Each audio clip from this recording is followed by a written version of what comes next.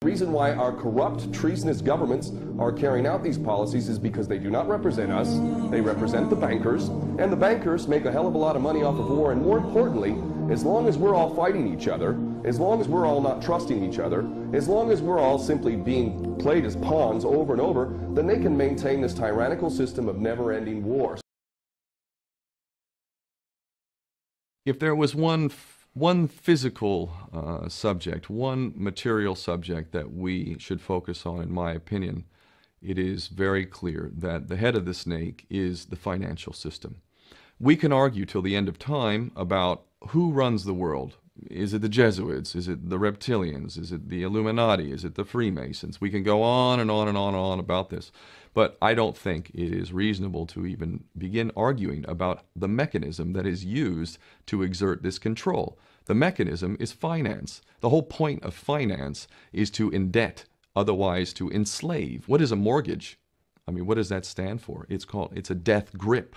So when you get a mortgage, you have a death grip held over you because you are in debt. You don't even own the house. The bank owns the house that loans you the money to buy the house, unless you're fortunate enough to have all the money to buy it outright. And even then, you can be taxed by the government, and if you fail to keep up with those taxes, the government can then take it from you. The whole system is based on a financial fraud, which effectively takes the power that we have, and it gives it to a tiny group of individuals who are running the world through the control of finance. With the infinite supply of money that we have allowed them to take, they have literally an infinite supply of money, and with that money, and from their psychopathic point of view, they have bought everything and everyone who can be bought. So those of us who cannot be bought, because we operate on a level that goes way beyond the material, we are not rewarded for such behavior, we are punished for such behavior. And the most slovenly, disgustingly criminal, pedophilia, corrupt moral individuals, those are the ones that are rewarded in this system, which is upside down.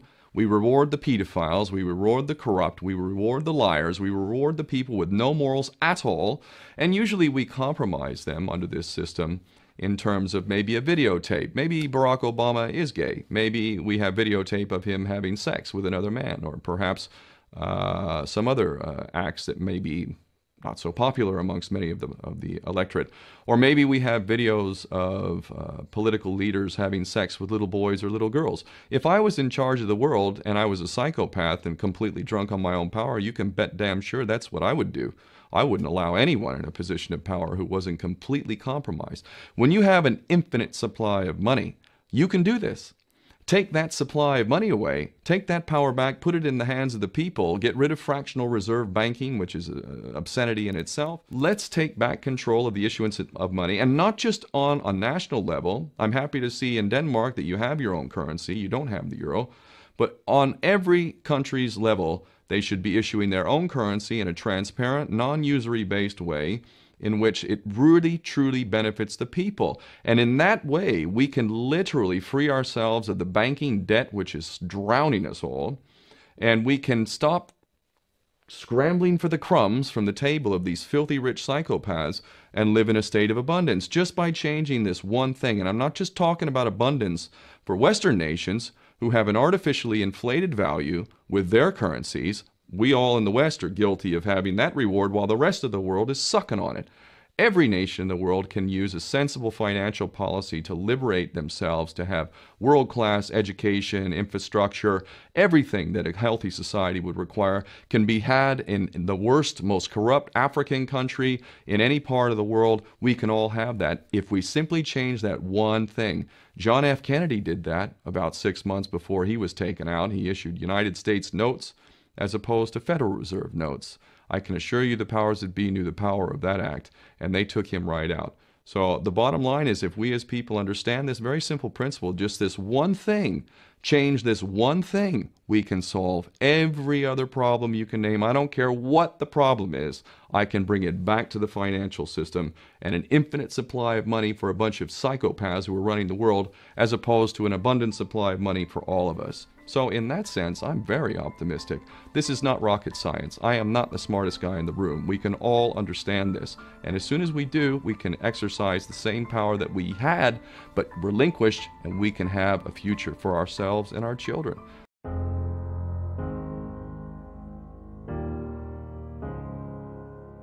Hello, it's me. You know, indoctrination started while we were still naive, programming our beliefs. And that inertia is the reason we don't feel the earth spinning. Hello, can you hear me? Did you ever stop to question the confession of gravity as a theory? Funny thing, force alone can be explained with buoyancy and density. The sun is closer than what they've told us, not 90 million miles away. Hello from the inside, I'm here to tell you not to lie. And there never was a space probe, and those planets you've left so wandering stars. Operation Fishbowl.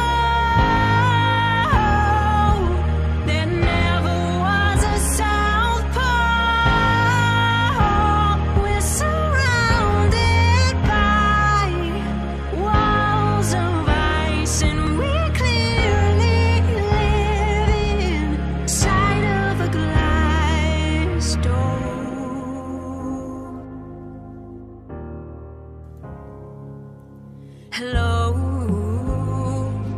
how are you? Did you get a chance to join Flat Earth and Globe discussion group to discover all the truth? How the sun, the moon, the stars are all revolving around you. There's no more secret. The earth is stationary, it is fixed, unmovable. Hello from the brighter side. They fooled you with that CGI.